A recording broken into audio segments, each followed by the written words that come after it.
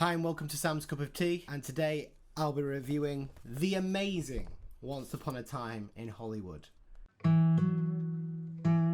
Sam's Cup of Tea. Sam's Cup of Tea. Directed by Quentin Tarantino, starring Brad Pitt, Leonardo DiCaprio and Margot Robbie. Go and see this film. Seriously, go and see this film. If you haven't seen it at the cinema, I'm in Korea, so I got the movie late, like a month late or 2 weeks late. But if you haven't seen it, get it as soon as it's on demand or Netflix or whatever streaming service it comes on, because this film is fucking great. I absolutely love this film. This is I think it's the ninth film by Quentin Tarantino, the eighth film. I don't know, 8th or 9th. I'm a big fan of Quentin Tarantino anyway. There aren't many movies that he's done that I didn't like. It's become really cool now to kind of like, shit on people who like Quentin Tarantino or like fanboys of Pulp Fiction and all that lot. But I just absolutely love Quentin Tarantino films. I just think he's been consistently great. I don't think he's made a bad movie. I really don't. So this movie is basically like a day in the life. It's set in 1969 in LA, and it follows basically Leonardo DiCaprio, who's like Rick Dalton. He's a struggling actor, and then his stuntman, who's played by Brad Pitt, Cliff Booth.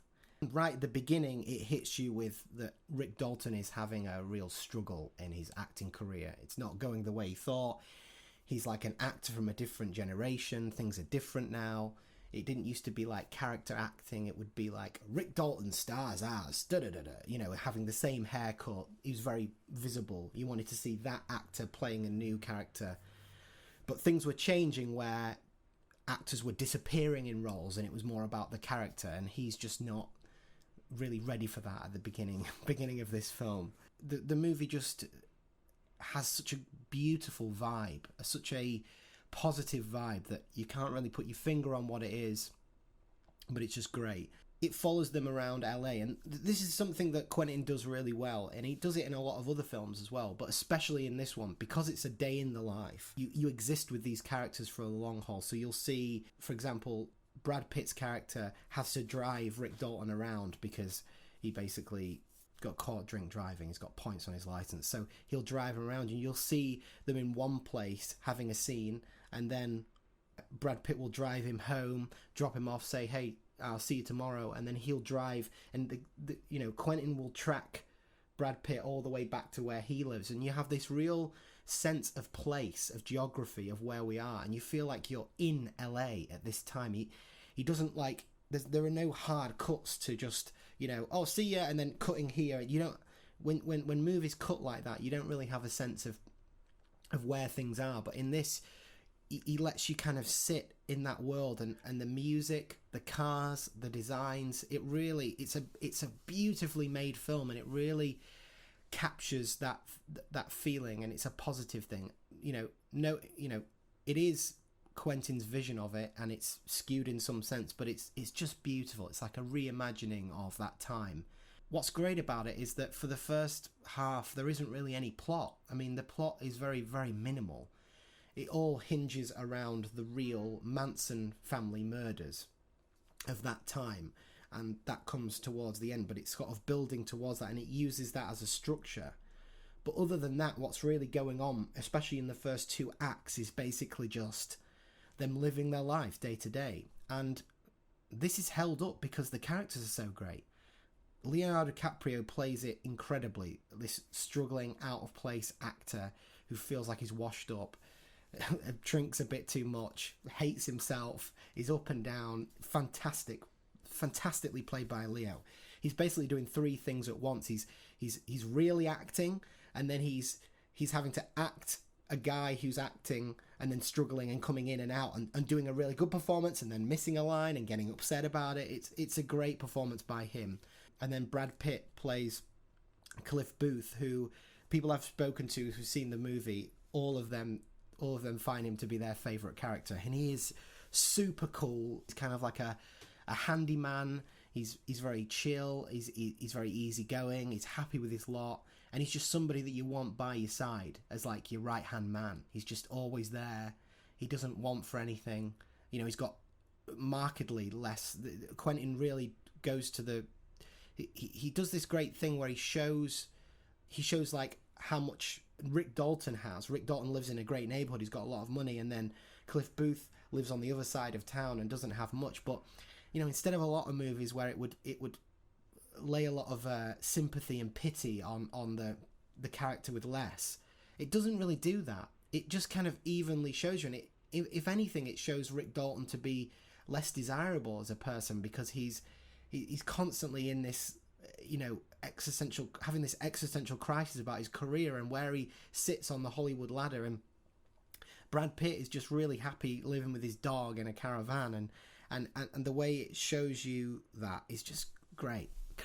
Trailer. He lives in a trailer. I'm British, so it just beautifully does that, and it's a celebration of those people. So as the movie goes on, it picks up more in the third act. It does start to become like a thriller, this movie, and there are some really tense, suspenseful moments that are just shot greatly. And obviously Quentin is the master at building tension and suspense, and he does it in such a great way.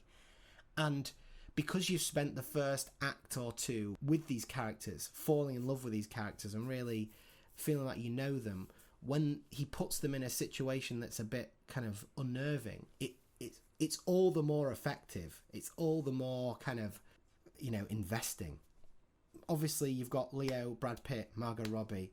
Margot Robbie plays Sharon Tate, the real person, and she doesn't have a lot to say, but she gives off this energy, and she plays a really poignant role in the movie. And I can't really spoil what happens, but it's very pivotal, her role, and she does a great job with what she's got in conveying Sharon Tate in this other way.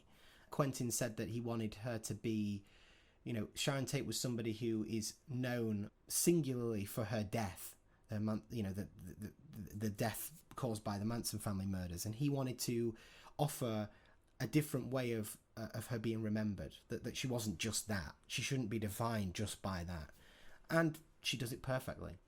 Now, those three are the main big casted roles, but there are also Emil Hirsch is in it. Timothy Olyphant plays a great role in it. Dakota Fanning's great in this as well. She plays one of like the hippies linked to the Manson family. Bruce Dern has a small role as well. He's great. Seeing him opposite Brad Pitt is just fantastic. Damian Lewis a little bit, Al Pacino. There's just a lot of great roles, and of course Kurt Russell is good in it. He's hilarious.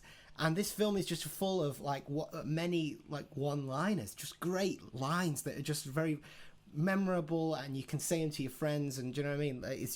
It's hilarious. There's also notably Mike Moe, who plays a little cameo of Bruce Lee.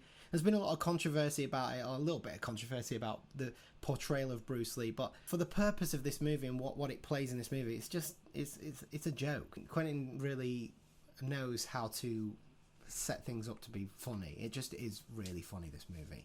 And for the most part, it is just a day in the life, and it's just an absolute joy to be a day in the life with these characters, to the point where when it finished, I wanted to know what happened the next day. I wanted to be with these characters. That's how it makes you feel. And this is probably one of my favourite Quentin films. It's definitely up there, maybe next to kind of like Reservoir Dogs or something like that. The music in this film is, of course, just brilliantly picked, and it really gets you, it really settles you in that environment. It just constantly, and you know, Quentin isn't afraid to leave things lingering a bit longer, you know, to have scenes where, hey, this character's going to get in a car and he's going to drive to here, and I'm going to show you a lot of that, you know, I'm going to let this entire song play out, you know, and a lot of the movie does consist of just talking, conversations between characters, and they're not really talking about, you know, this is the thing I love about Quentin, is that the dialogue isn't always narrative driven. It's not, you know, it's not plot driven. It's just character driven. It's character driven, and you don't care. You know, it doesn't make it dull. It doesn't, you know, it's just brilliant. Obviously, Leo is playing Rick Dalton's scenes where he's acting. They're the action scenes. They're the more dramatic scenes. So you get the kind of normal everyday, and then you get these moments of Rick Dalton acting, which is great. The final act is absolutely bonkers, and I'm not going to go into spoilers, but it's just typical Quentin Tarantino, but absolutely just comes like out of nowhere, and it's fantastic. So if you go and watch this film, you're in for a real treat. The film is quite long. Objectively, it's quite long, 2 hours 40 minutes or something like that, but it goes so fast. It really, really goes so fast. It flew by for me. And I just had a joy of a time, absolute ball of a time watching this film. So, like I said, the way I scale movies is loved it, liked it, or hated it. I loved this movie. It was fantastic. One of Quentin's best. I'm sad that it's his 9th film and that he's almost finished, because what are we going to do without him? It's just, there isn't anybody like him that makes movies like this. It's definitely a film that rewards repeat viewing, and I can't wait to see this again. I already have my sister's gone to see it twice. Definitely check Once Upon a Time in Hollywood out, because it's fantastic. Thanks for watching Sam's Cup of Tea. Please subscribe for more future content about movies and video games and things I'm interested in. Thanks very much. Bye-bye. Sam's Cup